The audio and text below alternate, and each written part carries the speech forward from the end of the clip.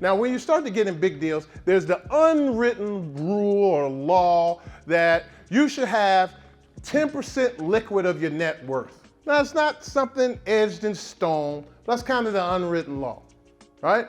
But the key is the bank want to know, hey man, if something go wrong, can you pay me back?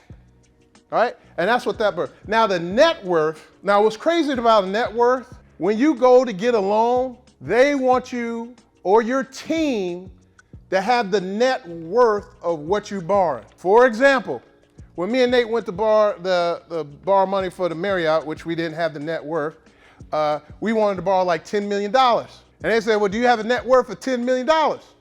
I said, man, if I had the net worth, I wouldn't be borrowing $10 million, bro. Like, come on. But the great thing is, like I said, your team. So if your team that you partner with have a cumulative of a net worth of whatever you borrow, guess what? You'll qualify. If your team, if you short on cash, if your team has enough liquidity, guess what? You'll meet the liquidity requirements. I ended up meeting somebody, I was working on a deal, and she introduced me to this property management company. And when I shared them our goals, they was like, quite ambitious. But when they saw that we were real and we really wanted to go after it, they introduced us to the SAPs, and they signed for us on our first hotel deal. We didn't, I think Nate, I'm not knocking or anything, forgive me, I'm just being transparent. I think at the time, me and Nate combined were probably only worth 5 or 6 million, all right, combined. But they came, broke, right? But they came and signed the debt. Now, what was crazy about this? You talking about hard, I won't go into too much detail, but let me tell you something. And Nate will tell you, when we just made a commitment to start doing hotels, it was like the sky fell from up under us, below us. One of our investors that's been with us for years, at any given time probably had $5 million with us. He was ready, like, let's go do some hotels. A month later, passed away.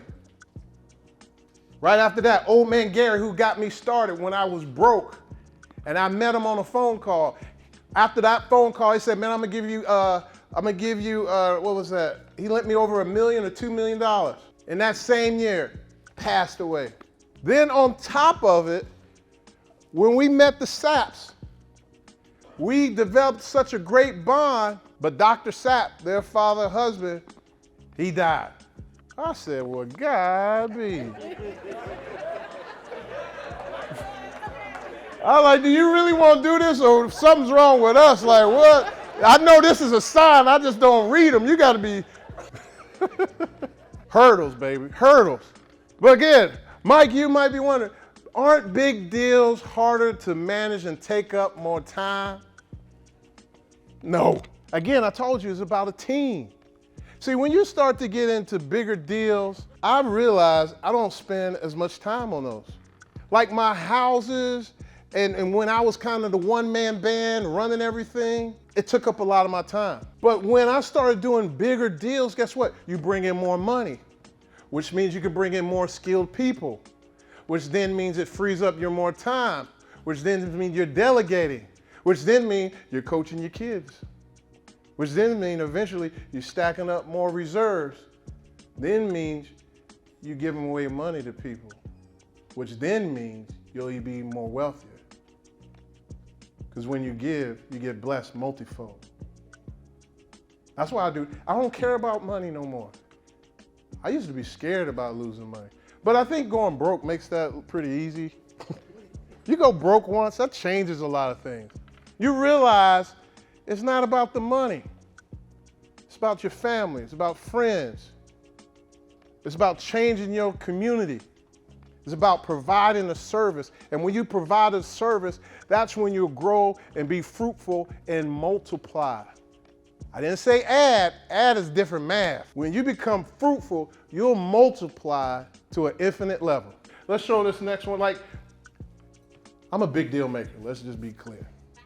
All right, that's what I do. I'm the guy to find the deals and put it together. Nate, man, he that dude that worked at construction. Like he a mad scientist when it comes to being 16 on center, drywall stud, like photographic memory. And then, rah, rah, rah, let's go, rah, rah, rah, rah. I'm like, man, I'm going to bed, bro. I did my job, son. Right? But like the great thing about being a big deal maker is everybody can play a role, right? Like you don't have to be the one to find the deal. There's a bird dog. Now I don't really know what a bird dog is, but I mean, you know, I tried to envision what it looked like, you know, but you could be a bird dog, all right? You could be the person that raised the capital, okay? You could be the one who structures the operation. You could be the property manager.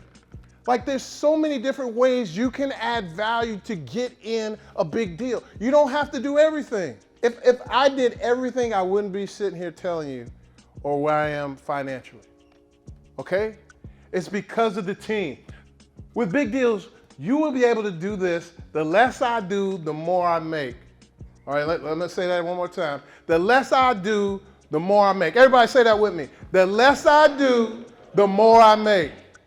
Now that's the kind of life I'm the hardest working, laziest guy you ever meet. I try my best.